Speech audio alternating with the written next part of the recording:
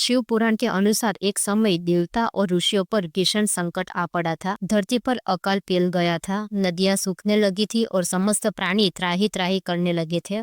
इस संकट से मुक्ति पाने के लिए सभी देवता और ऋषियों महर्षि गौतम के आश्रम पहुंचे, क्योंकि वे ऐसे महान तपस्वी थे जिनकी कठोर तपस्या से स्वयं देवता भी भयभीत रहते थे। गौतम ऋषि की तपस्या के प्रभाव से उनके आश्रम में कभी भी अन्न और जल की कमी नहीं होती थी, जिसे देखकर कुछ ऋषि ईर्ष्या से भर उठे। ईर्ष्या में अंधे होकर उन्होंने एक षड्यंत्र रचा और गौ का रूप धारण करके उसे गौतम ऋषि के खेत में भेज दिया।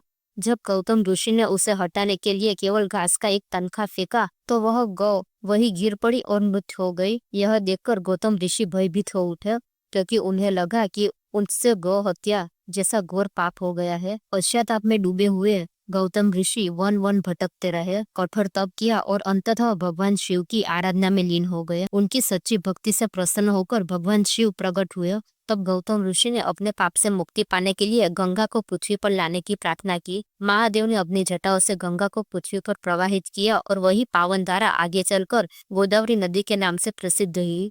इसी पवित्र स्थान पर भगवान शिव त्र्यंबकेश्वर ज्योतिर्लिंग के रूप में सदा के लिए स्थापित हो गए। यह वही ज्योतिर्लिंग है जहाँ तीनों नेत्रों वाले भगवान शिव अपने भक्तों के जन्म जन्मांतर के पापों का नाश करते हैं। हर हर महादेव।